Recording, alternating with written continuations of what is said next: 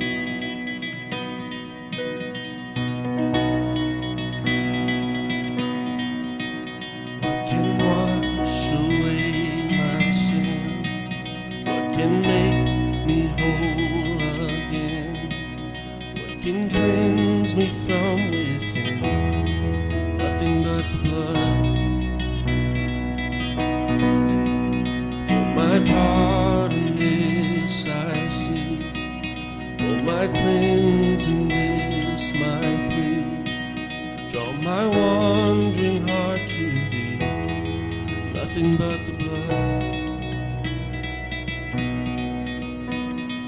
Oh, precious is the flow that makes me white as snow. No other fount I know, nothing but the blood, nothing but the blood of Jesus.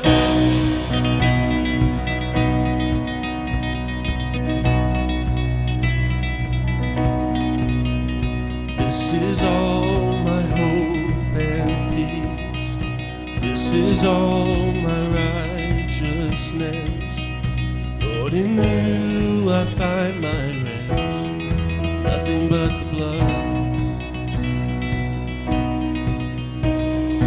Oh, precious is the flow that makes me white as snow. No other fount I know, nothing but the blood.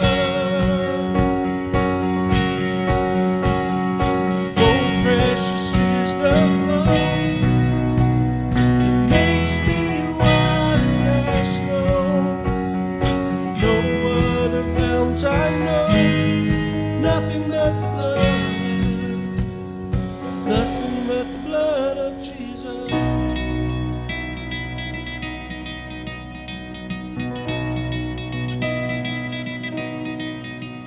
Nothing can for sin atone, not the good that I have done, but your grace, this war is won, nothing but the blood.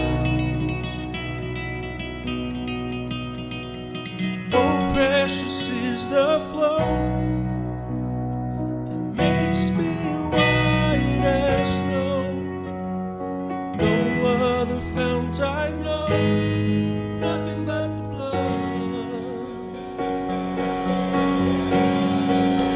Precious is the flow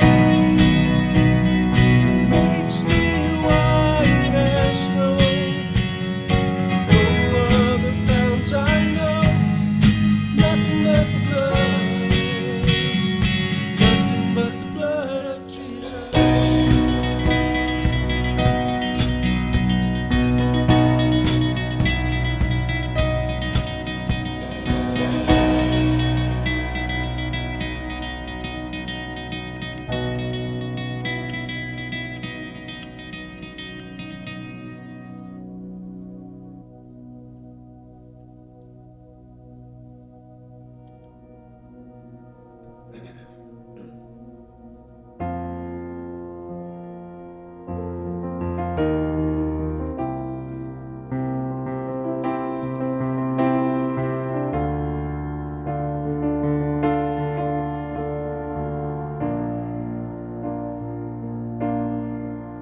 They say sometimes you win some, sometimes you lose some.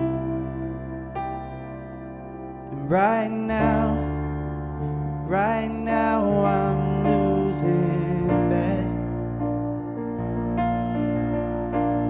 I stood on the stage night after night, reminding the broken it'll be alright. Right now, oh, right now I just can't. It's easy to sing when there's nothing to bring me down. What will I say when I'm held to the flames like I am right now? I know you're able and I know you can save through the fire with your mighty hand. But even if you don't, my hope is you alone.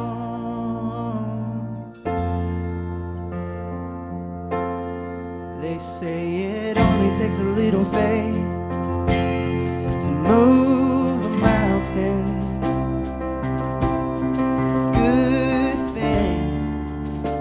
Little faith is all I have right now. God, when you choose to leave mountains unmovable, give me the strength to be able to sing. It is well with my soul.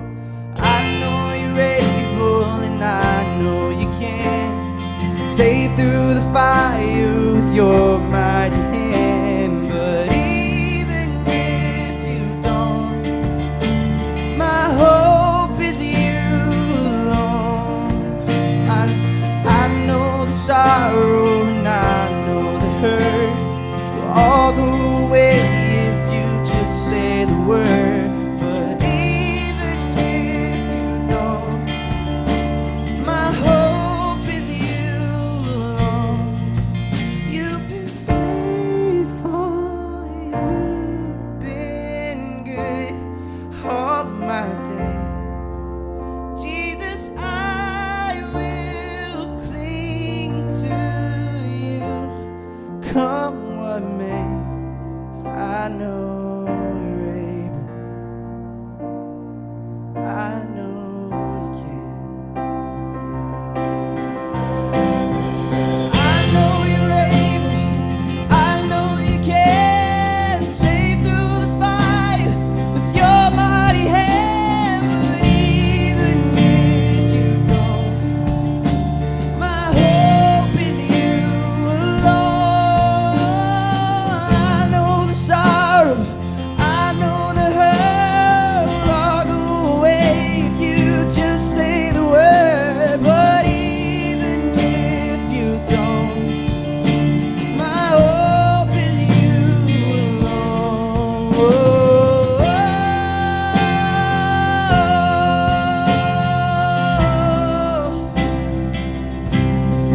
My hope is you alone.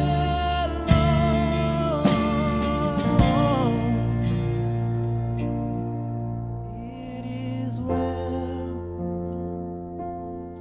with my soul. It is well with my soul.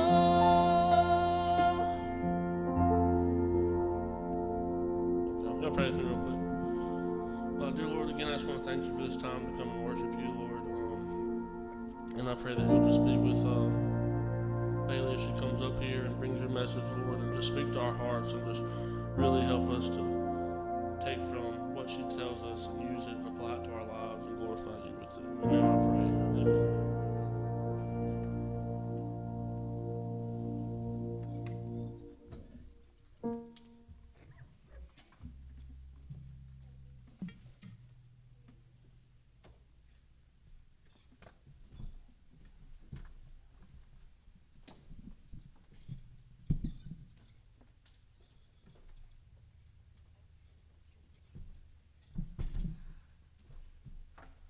Spencer's tall. Okay, there we go.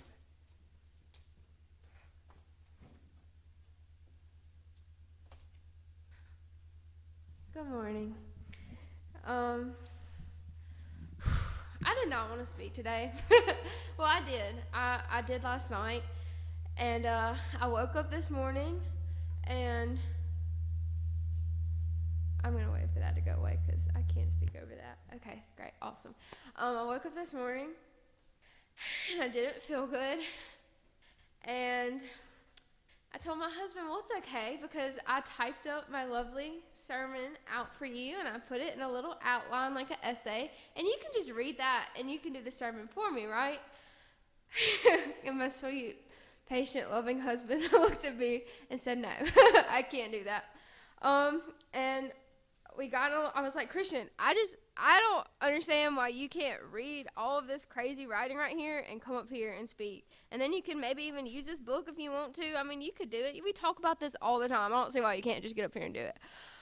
But I know that that was just me trying to procrastinate and put off speaking. And then that was just the devil trying to keep me from coming to church. Because as you'll hear in a couple minutes, that's what my sermon is about, is coming to church and having good church attendance and all of that. And then I was like, okay, because I was stressed out because I was like, I don't want Christian to come up here and then he not know anything and then he just look ridiculous, but it's really my fault. So then I'm like, I have to get up and I have to get dressed. So I get up and I get dressed.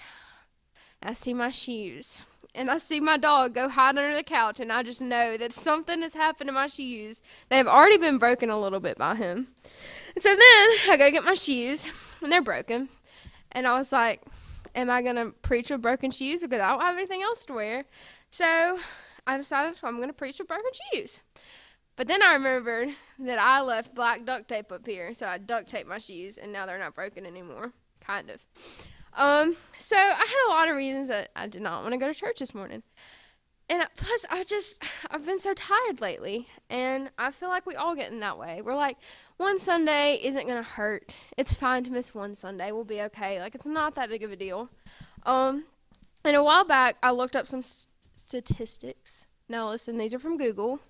I don't know how accurate they are, but from my life and my daily walk and people I know, these seem pretty accurate to me. So if they're wrong, just pretend like they're right. Okay.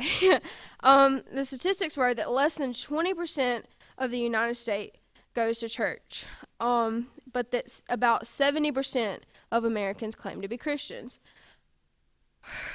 And that's a big, big difference. Like, it's not like, oh, well, like 65% of Americans claim to be Christians, but, you know, and 70% go to church or whatever. It's 50% difference of people that say, I'm a Christian, and people that go to church on a regular basis. Not people that just come to church on Christmas and Easter, because apparently those are the only important days to come to church, or when there's special events. People that come to church on a daily basis or regularly, not on a daily basis, but that would be awesome, to come to church regularly, it's only 20% of people.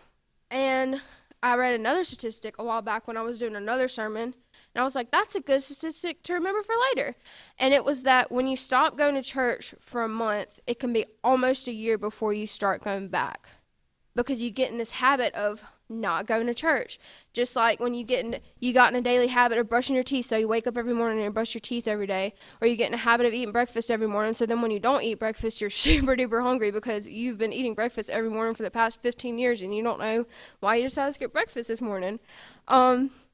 You get in habits, and it's so easy to get in the habit of not going to church, and I'm bad about it, and I've been bad about it before, and my husband will tell you that I always like to make excuses, and they're not ever very good excuses. They're always, I don't feel good, my depression just isn't good today, and I don't know if I can go to church, which is ridiculous when you think about it, because God's a healer, and when I go to church, at least I feel better after I go to church, so I don't know why I think any of those are like good excuses. Again, if you're contagious though, don't come to church, because I don't want to get sick. But then I looked up this Bible verse that my husband has told me before about 2 years ago when we were dating. The first time I ever came to the church, he told me this Bible verse. He didn't say it word for word, but he said something along these lines, and it's Hebrews 10:24 through 25, and it says, we should think about each other to see how we can encourage each other to show love and do good works. We must not quit meeting together as some are doing. No, we need to keep on encouraging each other. This becomes more and more important as you see the day getting closer. So, important part of that is it says we must not quit meeting together. We don't need to stop going to church. And I know some of you are like, well, I'm at church right now. I don't know why I have to hear this. Because one day you're going to wake up and not want to come to church. And I'm here to tell you that it gets easy to fall in that habit. And it's easy to think that church isn't important, because you're just like, well, especially if you grow up in church. I know that I get guilty of it. I didn't necessarily grow up in church until I was like in middle school. Me and my parents were kind of like on and off Christians. We were Christians, but we just never went to church as much as we should. And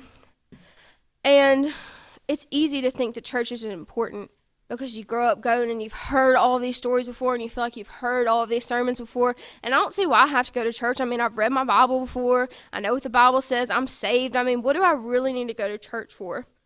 And so I made a list of reasons that it's important to go to church. And one of them is something that we talked about yesterday doing our devotional, is so that we have people that hold us accountable. That you're surrounded on a daily basis by believers that will hold you accountable when you're not living the Christian life that you're supposed to, because it's very, very easy to hang out with people who aren't Christians, or hang out with people who don't go to church regularly, and hang out with people that don't have the same moral compass as you, and they just lead you on the wrong path. Because just like that old saying, one bad apple spoils the whole bunch. When you hang out with people that aren't necessarily the best influences, it's easy to fall into a more sinful lifestyle. Are you still going to sin if you come to church and fellowship? Absolutely. Absolutely. But it's easier to be held accountable by people and to really get to know God and grow your relationship with him when you're sitting with people around you constantly that are Christians and do have the same beliefs as you. And that's not just at church. It's during the week, texting people that go to your church and checking on them and making sure they're okay, making sure they're not, there's nothing going on with them that's too terribly awful, that they're just having a good week. Sending them a Bible verse, sending them a devotional, something. The church doesn't just stop here. We don't just come sit at the church and we're like, okay, it's important to come to church, but the church also extends out there. And a lot of us don't take the church out there. We come and we sit in church and we're like, we're great, awesome Christians. Awesome, now I'm going to go home and I'm not going to read my Bible and I'm not going to do any of the things I'm supposed to be doing. And it's easy to get in that habit too.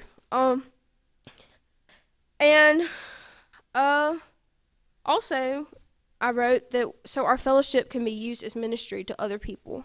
When people see us come here and worship, and not only worship here, but live a different lifestyle out there and check on each other and have a community, people are like, I want some of that. Because it's easy when one person comes and they're doing all that, they're like, oh, it's just one person. But when a bunch of people get together and worship God, it is powerful. And it can minister to other people. We read a Bible verse. I think I have it written down there. Maybe I do. I do. But I'll read it later. But it talks about how everyone came to church and they gathered together and they worshiped together, and more people were added to their number daily because people wanted that. They wanted to go and have a place where they felt safe, where they felt looked after, where they felt loved, where they felt joy. So when you don't come to church, and you make it's harder for the other people of the church to minister to other people. They still minister to other people, but it makes a difference in not only your life but somebody else's. And that's especially if you're a parent or you're a wife or whatever you are. If Christian stops going to church, I'm probably not going to go to church with him. If my mom and dad, when they stopped going to church, I didn't go to church with them. I didn't have a ride. I didn't know how to drive. So unless my grandmother was taking me to church, I wasn't going to church. And it's so important to make sure that you're in the habit, because your lifestyle and how you live can affect the people around you. Because people pay attention, whether you realize it or not, whether you think it doesn't matter because it's just me and I'm just not going this Sunday. It affects the people in your life. And most importantly, Jesus intended us to live the Christian life together. He intended us to be together as a family and to take care of each other and to look after each other and to hold each other accountable. And we read numerous Bible verses about it the other day. And you're important in the church. I know it's easy to be like, well, I just come to the church. I mean, what can I do at the church? There's nothing I can really do. I'm just sitting there. But you're important. Every single person in this church has a role in this church, whether they realize it or not. Every single person has some type of gift that God has given them that they can use to further the ministry of this church. And when I talk about the church, yeah, I mean our local church. I want y'all to come here too, but I mean the church as a whole, like the universal church, all of us Christians together. That's what I mean when I talk about the church. Every single person in the church has a role and an important thing that they have to do, whether you realize it or not. Well, you're like, well, I can't sing, I can't speak in front of people, I can't blah, blah, blah, blah, and you have all these excuses. But every person, it says in the Bible, in like 1 Corinthians 12, that every single person has a role in the body of Christ and in the church. And I'm going to read this Bible verse at the back because it's kind of long, so bear with me. I'm also blind. I need to go to the doctor and get glasses, but that's another topic. It says the believers spent their time listening to the teaching of the apostles. They shared everything with each other. They ate together and prayed together. Many wonders and miraculous signs were happening through the apostles, and everyone felt great respect for God. All the believers stayed together and shared everything. They sold their land and the things they owned. Then they divided the money and gave it to those who needed it. The believers shared a common purpose, and every day they spent much of their time together in the temple area. They also ate together in their homes. They were happy to share their food and ate with joyful hearts. The believers praised God and were respected by all the people. More and more people were being saved every day, and the Lord was adding them to their group. Acts 2:42-7.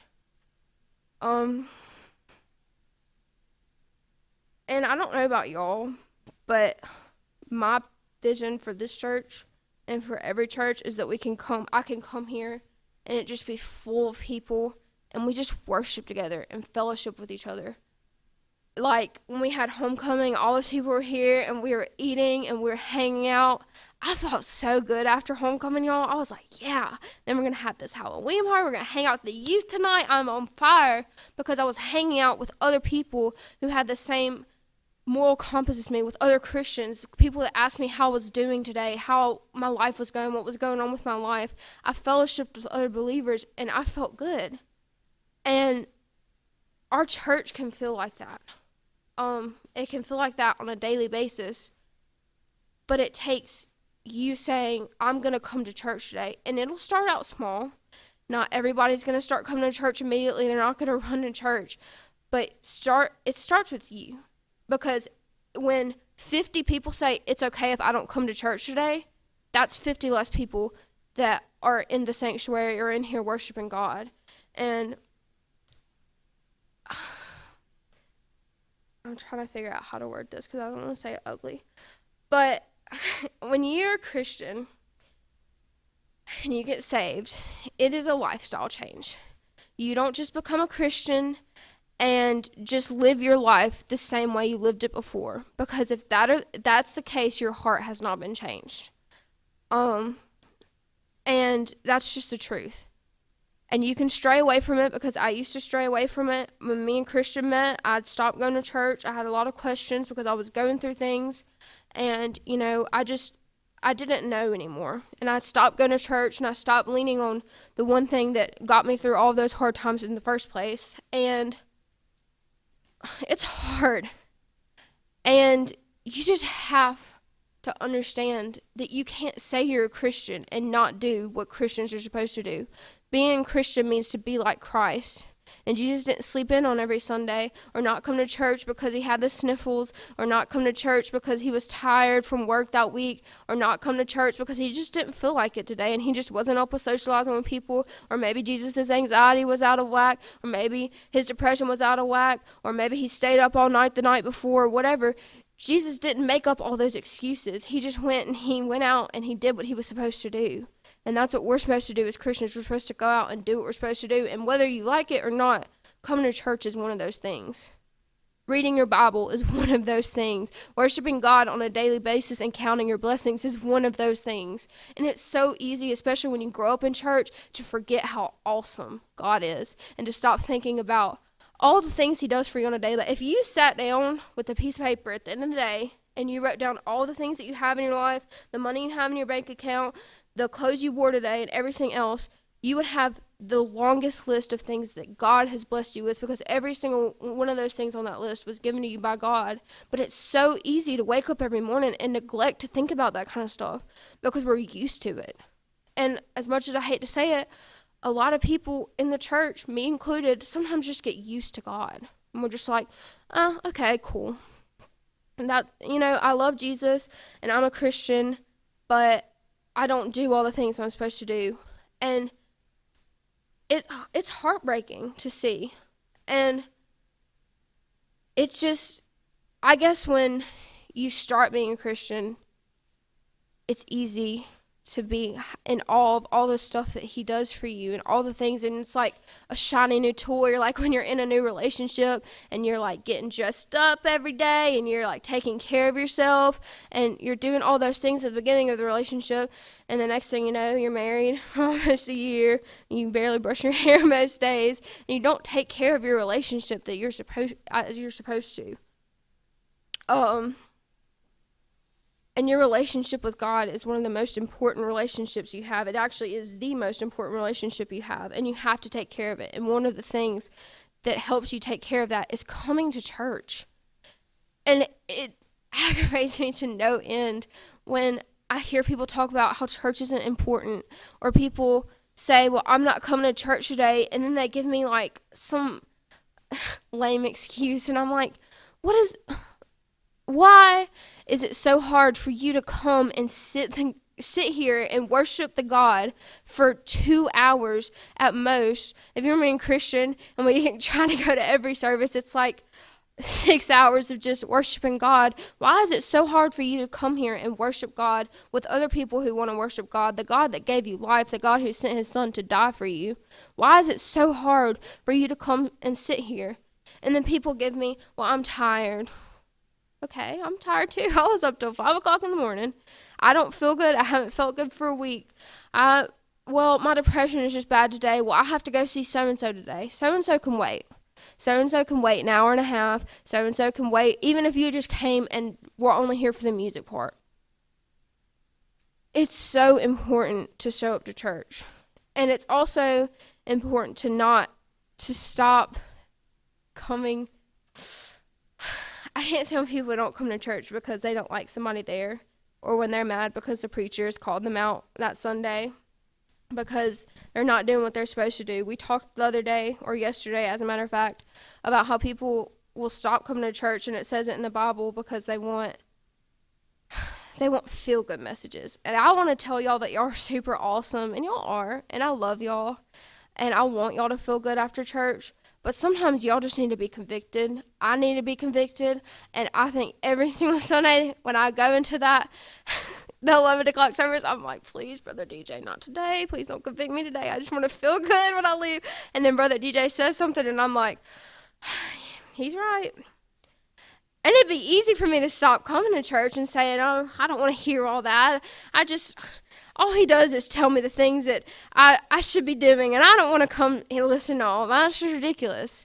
It doesn't make me feel good anymore, so I'm not going to come, and it's easy to do that. I know a lot of people stop coming to church because they're getting convicted, and they don't like it, and they're guilty, and they don't like it. They want you to tell them that they are perfect, and they don't ever do anything wrong, and hold their little hand and say, it's okay, sweetheart, and it is okay, but nobody is perfect. Your faith isn't perfect. You aren't perfect, because if anything in this world is perfect, we wouldn't have needed Jesus. Like, you could just go ahead and throw Jesus out the window. If you think you're perfect, that's basically what you're doing. You're not perfect. Your faith isn't perfect, and you can strive every day to do something better. Another reason, I have a really, really, really used to be good friend that stopped going to church because she felt like she was getting judged at church. And she didn't like the people there, and so-and-so did this to her, and so-and-so got in a fight with her, and blah, blah, blah, blah. And I read a quote a long time ago that I think about a lot, that if you stop going to church because of people, your faith was in people, not in God. Stop getting upset and angry at imperfect people, because guess what? We're all going to mess up. We're all going to say stupid things sometimes. We're going to hurt your feelings, and I love y'all. I don't mean to hurt your feelings. I know I hurt I hurt Christian's feelings all the time, but if Christian never forgave me for me hurting his feelings, me and Christian wouldn't be married, because I hurt his feelings more than I like to admit. He hurts my feelings, and Morgan and Ricky hurts my feelings, and Courtney and Spencer, I know I've hurt their feelings, and they've hurt my feelings. I don't know if I've hurt Jacob's feelings. I hope not. Jacob, I'm sorry if I have. I've hurt probably everybody in this room somehow. But if they didn't forgive me, they probably wouldn't be sitting in here. They're like, I do not want to see Baylee today with her duct tape, fake chacos. I'm just sick of her, and I just cannot stand her, and she has aggravated me, and she has hurt me, and she looked at me funny the other day, and I just don't want to deal with her. None of y'all would be here. That is not a good reason to not come to church. The Bible tells you to forgive people, so why are you holding on to stuff that doesn't matter? Because at the end of the day, you don't come to church for people. I don't come to church for Christian. I love him. I love seeing him. I love seeing Courtney and Spencer. I love seeing Morgan and Ricky. I love seeing my mother-in-law, who I probably see every single day of the week because I just love her so stinking much. But I don't come to church for y'all. I love y'all. I care about y'all. I like fellowshipping with y'all. But if you come to church just to see people and not to worship God, then you really need to evaluate what your faith life is like and what your relationship with God is like. And if you stop coming to church with people, for people, and then like, that's my thing. It's okay. It's not okay, but you stop coming to church at this church or whatever church because you don't like somebody, but then you don't go to church ever again. I think you were just looking for a reason to not come to church, if you want me to tell you the truth. Because if you really had a good relationship with God and you wanted to worship him, you would at least go to a different church. That's all I'm saying. So, I don't mean to call y'all out. I don't mean to make y'all feel bad. And I don't mean... Well, I do. I do mean to, because the Bible tells us to hold each other accountable. And it doesn't say hold each other accountable and hope you don't step on their toes and hurt their feelings. If you're going to hurt their feelings, don't hold each other accountable. It says hold each other accountable. And then if they don't listen to you, maybe you should get somebody else. And then if they don't listen to y'all, you need to tell the church and y'all need to pray for them. And if they still don't want to listen to what you have to say, then you don't need to associate with them. So I don't feel bad for calling people out. I love y'all and I care about y'all and I want y'all to want to come to church. Obviously, that's why I'm talking about church attendance.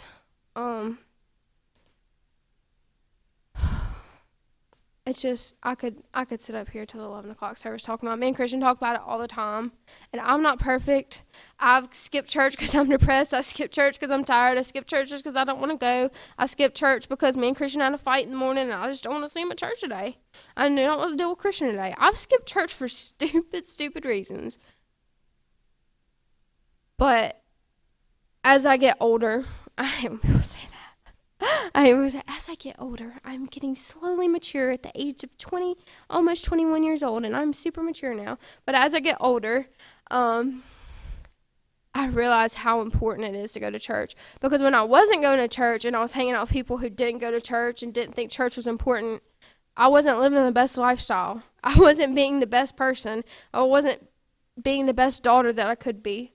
And when I started going to church again, when my silly boyfriend of like a month told me that I need to get my act together or hit the road. He didn't tell me to hit the road, but kind of did. And he told me I need to come to church and fellowship with people. I started coming to church a little bit more. And I could honestly tell you, if I didn't come to church, my relationship with Jesus would not be very good. If I didn't hang out with people that told me when I was doing wrong, my relationship with Jesus would not be very good. If I didn't hang out with other people that were on fire for Jesus, my fire would go out. I was reading this story. I'm not good at telling stories, okay? But it was talking about how this man quit going to church. And he had a fire in his house. And the preacher came to his house, knocked on the door. And the preacher just sat there till the fire was slowly starting to go out. And the preacher takes one single ember, and moves it away from the rest of the fire. And that ember obviously goes out because it's not around the other fire. So it's not going to stay lit. And then the guy thanked him for coming and that he'll be at church next Sunday. And if you don't get that, it's saying that when you get away from people that aren't on fire from Jesus, your fire will slowly start to go out. If you get around the darkness and you get around things that you're not supposed to be in, your fire for Jesus will slowly start to go out. And it happens slow. It happens slow. It starts with you not reading your Bible. And it starts with you not praying. And then, you don't come to church. You don't listen to Christian music anymore because you just don't want to listen to it. Have you ever gotten in one of those moods where maybe it's just me, not recently, but when I first met Christians, sometimes when I would listen to Christian music, I would get angry because it just made me angry sometimes. And I didn't ever know why. And then I realized it's because it was trying to make me feel good. And the bad part of myself didn't want me to feel good. It didn't want me to feel loved. It didn't want me to feel worthy. It didn't want me to feel all of that stuff. I had been out of the Christian lifestyle for so long that I was angry about a song. I don't even remember what song it was. It was like one of those really poppy K-Love songs. That's probably why it was making me angry, honestly, because sometimes their songs can be a little ridiculous. But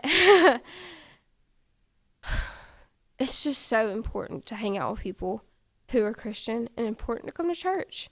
And I know that you think that you're the exception to the rule, and you're not.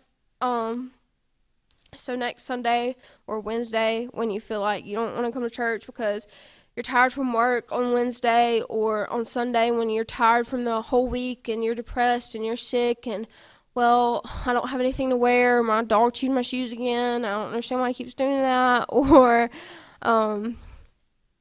I have to take a shower and I don't have time, I don't have the prettiest, frilliest dress to wear, so I can't come to church, I don't want to see so-and-so at church. I mean, the list just goes on and on. When you're thinking about all that stuff next Sunday, maybe think about the fact that all that stuff doesn't matter. First of all, God doesn't care what you wear, and God will make you feel better, and you just need to come to church because everything else is not important, and that's just the sinful side of you trying to make up excuses. I came to church in duct tape shoes and a jacket that I got like 3 years ago, and this is my mother-in-law's shirt.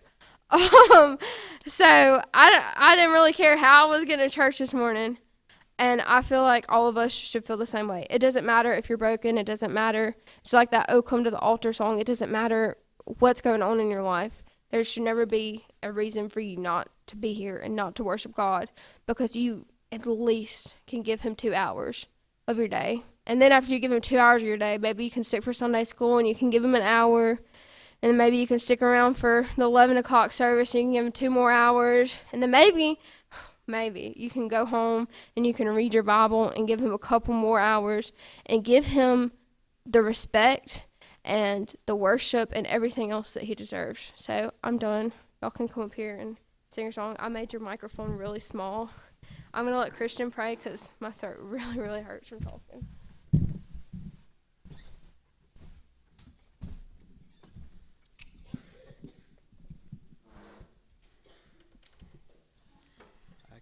All right. Well, I'm going to ask y'all to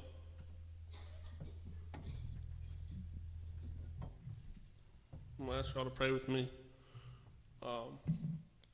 real quick.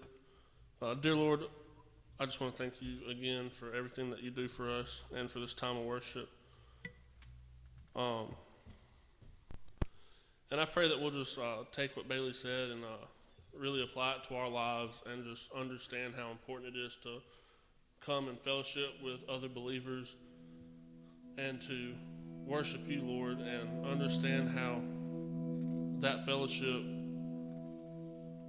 can minister to others and bring them into our family and bring them to glorify you, Lord. And so just please help us to remember that and to apply it to our lives and just invite others to come and join us and worship you, Lord. In your name I pray. Amen.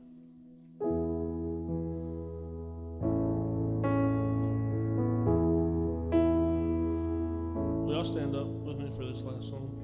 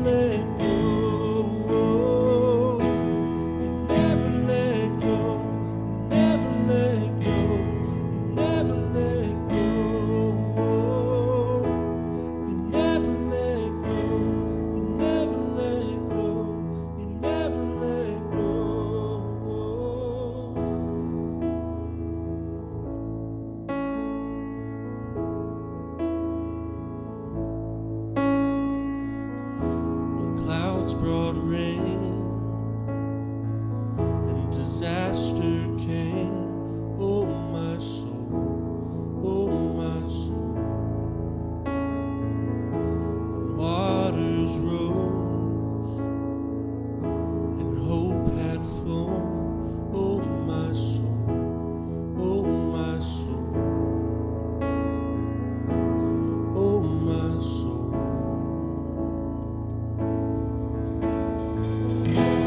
You never let go, you never let go, you never let go. You never let go, you never let go, you never let go. You never let go, you never let go, you never let go. Oh, my soul overflows. Oh, what love, oh, what love. Oh, my soul fills with hope. Oh, what love that never lets go.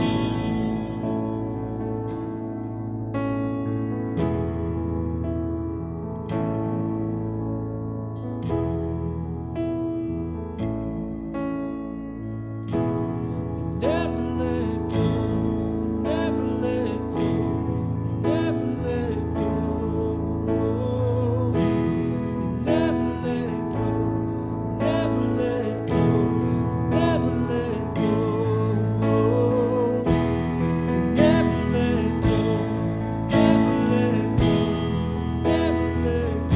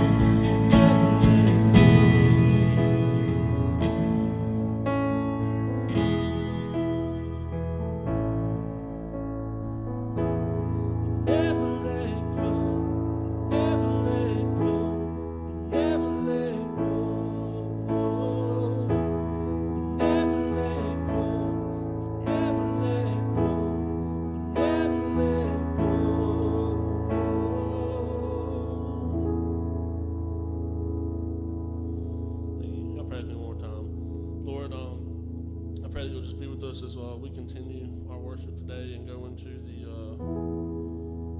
Sunday school time, just be with us then and just help us to learn more about you and draw closer to you, Lord, and then be with us as we go into the 11 o'clock service and speak through Brother DJ and speak to our hearts, Lord, and just help us